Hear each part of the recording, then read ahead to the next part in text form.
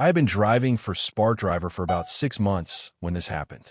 It was a Sunday afternoon, and I was running a string of back-to-back orders, trying to make the most of a busy day. Nothing unusual. Just heads down, stay efficient, keep moving. I pulled up to a small house on a quiet street and grabbed the groceries from my trunk. 2 bags. Nothing heavy. I knocked and waited. The door opened, and a little girl answered. Maybe 7 or 8 years old.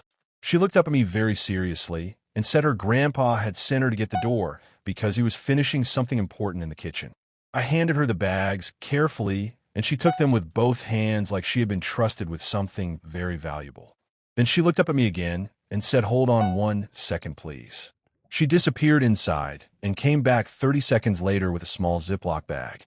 Inside was a handful of homemade cookies. She held it out to me and said her grandpa made them this morning and wanted me to have some because he appreciated people who helped others. I stood on that porch holding a Ziploc bag of homemade cookies from a stranger I had never met and felt completely caught off guard by how much it meant to me. I ate them in my car before my next delivery. They were the best sugar cookies I have ever had in my life. I have delivered to hundreds of addresses since then.